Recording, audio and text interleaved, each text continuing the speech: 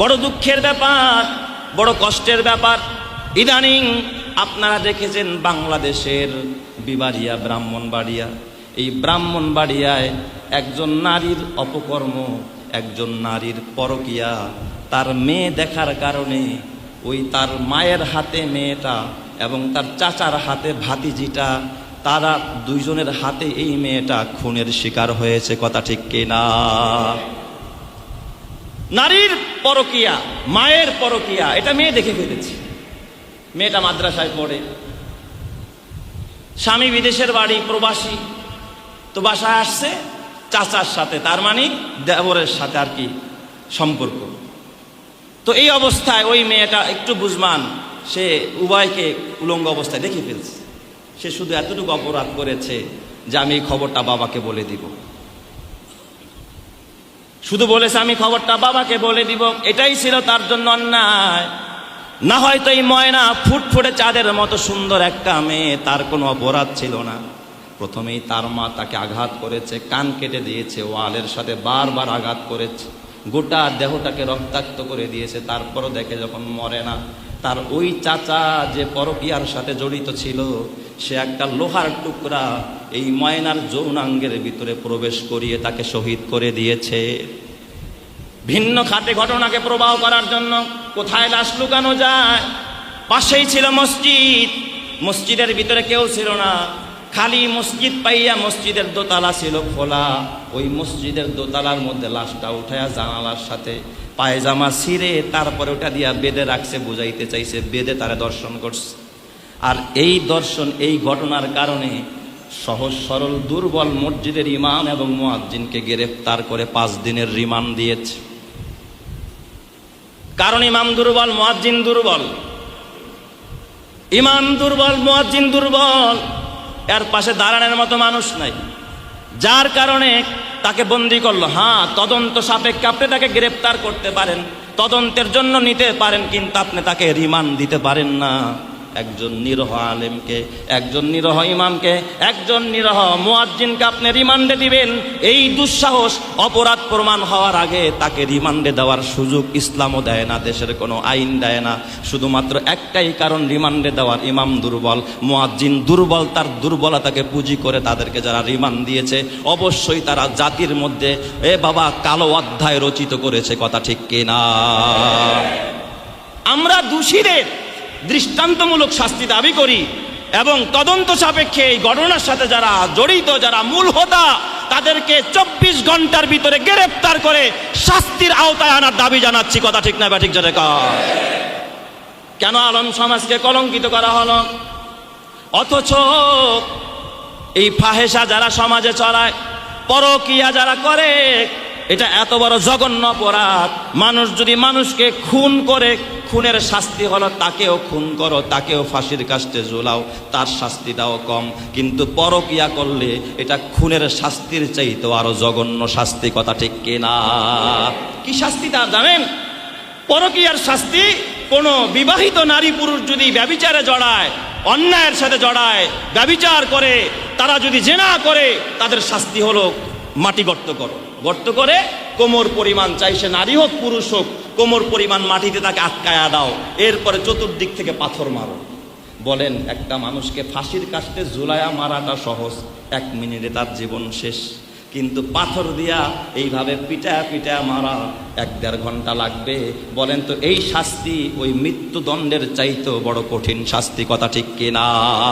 এটা হলো দর্শনের শাস্তি, পরকিয়ার শাস্তি। অথচ আমাদের সমাজ আজকে এই পরকিয়ার মধ্যে আসক্ত হয়ে পড়ছে। কথা ঠিক না বা ঠিক? যারা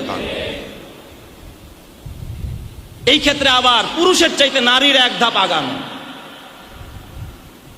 বেশিরভাগ যাদের স্বামী প্রবাসে, সব না, ও আমার পর্দারের মায়েরা, মাগ বেজার হয় না, তোমরা যে বেশিরভাগ আসক্ত, এই কথাটা আমার না, আমার বাবার না। আল্লাহ তাআলা কোরআনুল কারীমের মধ্যে নিজেই বলেছে, আয-যানিয়াতু ওয়াজ-যানি ফাজলিদু কুল্লা ওয়াহিদিন মিনহুমা মিআতা জাল্লা। আল্লাহ কিন্তু প্রথমেই দর্শনকারী পুরুষের কথা বলে নাই, আল্লাহ আগেই বলছে আজ্জানিয়া, প্রথমেই ব্যভিচারিণী নারীর কথা বলেছে।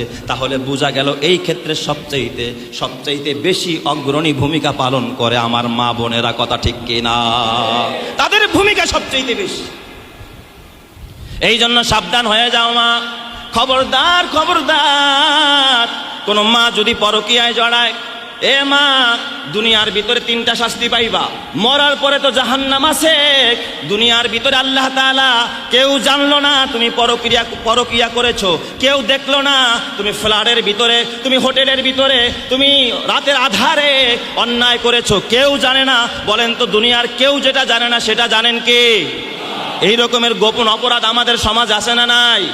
এই সমস্ত অপরাধী যারা, আল্লাহ তাআলা দুনিয়ার ভিতরে তাদেরকে 3টা শাস্তি দিবেন। 1 নম্বরের শাস্তি, যদি দুনিয়ার মানুষ দেখবে না, 1 নম্বরের শাস্তি হল আল্লাহ তার চেহারার নূর সিনায়া নিয়ে যাবে। চেহারা আলো থাকবে না, নূর থাকবে না, দেখলেই মনে হবে মার্ডার করে আসছে, কথা ঠিক না? বা ঠিক যেটা কর, চেহারার নূর নষ্ট করে দিবে আল্লাহ।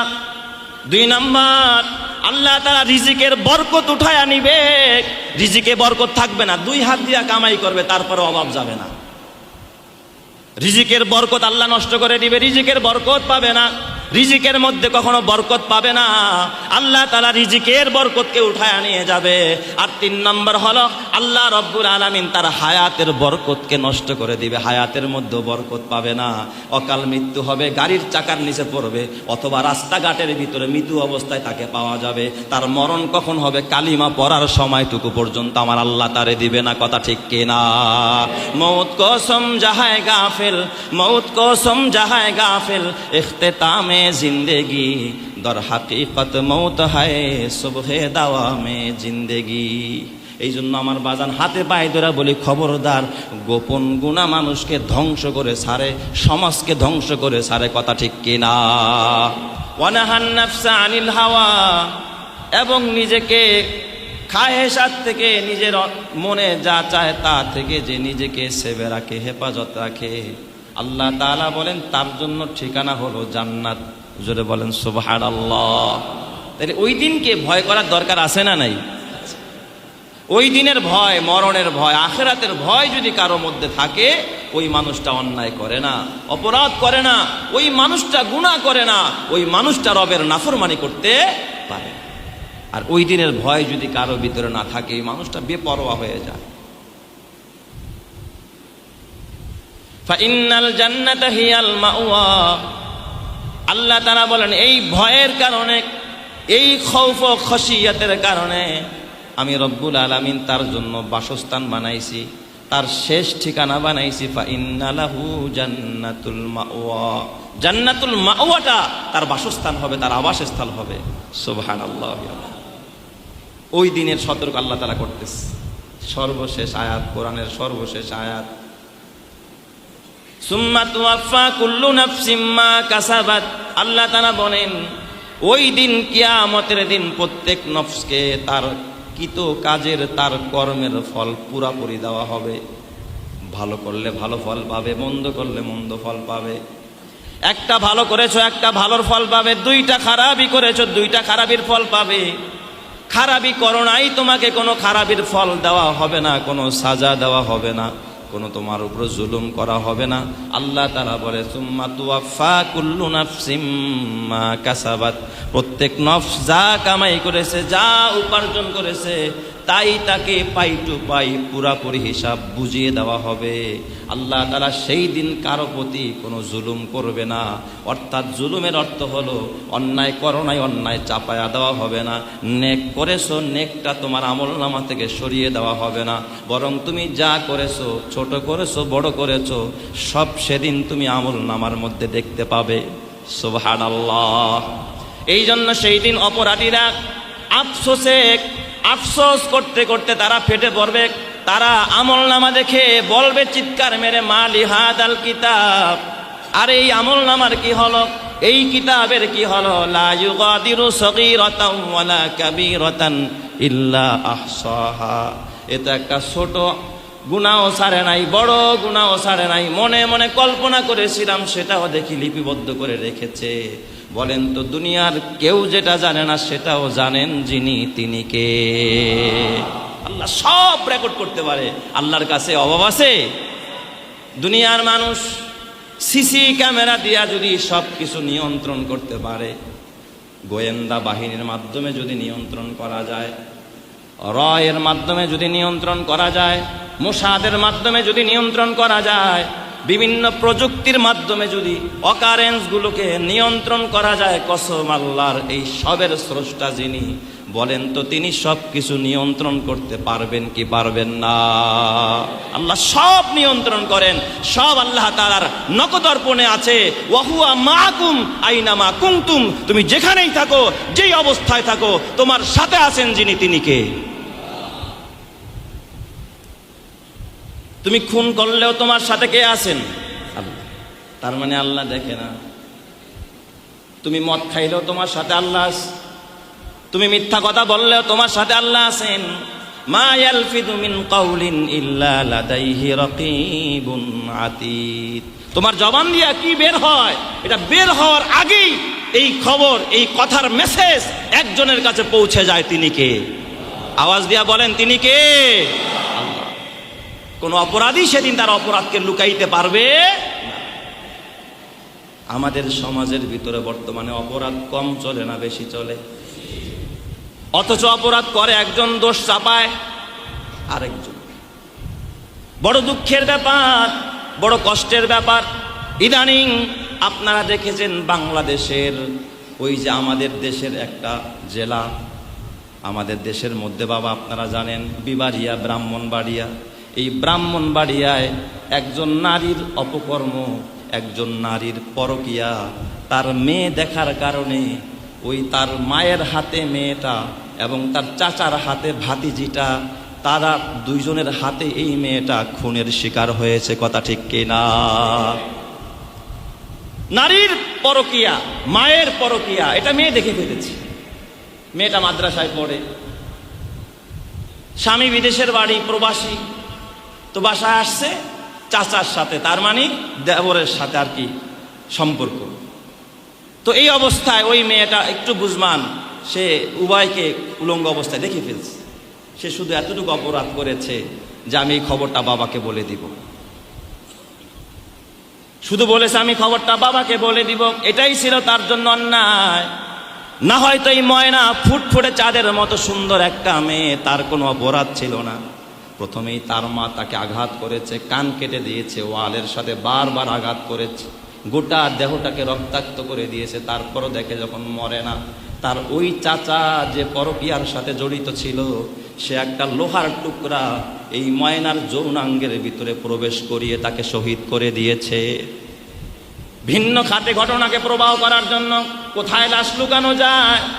পাশেই ছিল মসজিদ, মসজিদের ভিতরে কেউ ছিল না, খালি মসজিদ পাইয়া মসজিদের দোতলা ছিল খোলা। ওই মসজিদের দোতলার মধ্যে লাশটা উঠায়া জানালার সাথে পায়জামা ছিঁড়ে তারপরে ওটা দিয়া বেঁধে রাখছে, বুঝাইতে চাইছে বেঁধে তারা দর্শন করছে। আর এই দর্শন, এই ঘটনার কারণে সহজ সরল দুর্বল মসজিদের ইমাম এবং মুয়াজ্জিনকে গ্রেফতার করে 5 দিনের রিমান্ড দিয়েছে। কারণ ইমাম দুর্বল, মুয়াজ্জিন দুর্বল, ইমাম দুর্বল, মুয়াজ্জিন দুর্বল, এর পাশে দাঁড়ানোর মতো মানুষ নাই, যার কারণে তাকে বন্দী করলো। হ্যাঁ, তদন্ত সাপেক্ষে আপনি তাকে গ্রেফতার করতে পারেন, তদন্তের জন্য নিতে পারেন, কিন্তু আপনি তাকে রিমান্ড দিতে পারেন না। একজন নিরহ আলেমকে, একজন নিরহ ইমামকে, একজন নিরহ মুয়াজ্জিনকে আপনি রিমান্ডে দিবেন, এই দুঃসাহস অপরাধ প্রমাণ হওয়ার আগে তাকে রিমান্ডে দেওয়ার সুযোগ ইসলামও দেয় না, দেশের কোনো আইন দেয় না।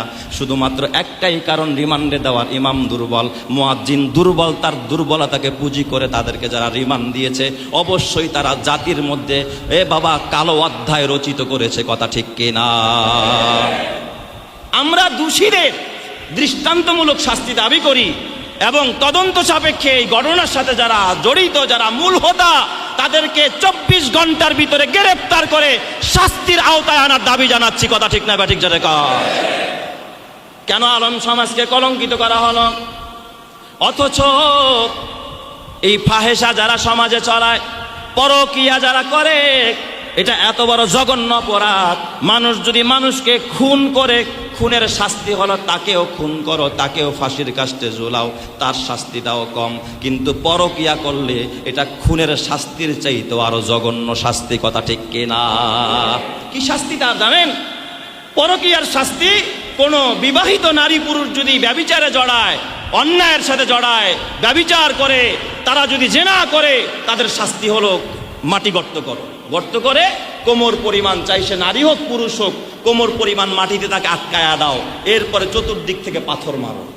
বলেন, একটা মানুষকে ফাঁসির কাস্টে ঝুলায়া মারাটা সহজ, 1 মিনিটে তার জীবন শেষ। কিন্তু পাথর দিয়া এইভাবে পিটা পিটা মারা 1-1.5 ঘন্টা লাগবে। বলেন তো, এই শাস্তি ওই মৃত্যুদণ্ডের চাইতেও বড় কঠিন শাস্তি, কথা ঠিক কিনা? এটা হলো দর্শনের শাস্তি, পরকিয়ার শাস্তি। অথচ আমাদের সমাজ আজকে এই পরকিয়ার মধ্যে আসক্ত হয়ে পড়ছে, কথা ঠিক নাই বা ঠিক যাদের কারণ। এই ক্ষেত্রে আবার পুরুষের চাইতে নারীর 1 ধাপ আগানো। বেশিরভাগ যাদের স্বামী প্রবাসে, সব না ও আমার পর্দারের মায়েরা, মাগ বেজার হয় না, তোমরা যে বেশিরভাগ আসক্ত, এই কথাটা আমার না, আমার বাবার না। আল্লাহ তাআলা কোরআনুল কারীমের মধ্যে নিজেই বলেছে, আয-যানিয়াতু ওয়াজ-যানি ফাজলিদু কুল্লা ওয়াহিদিম মিনহুমা মিআতা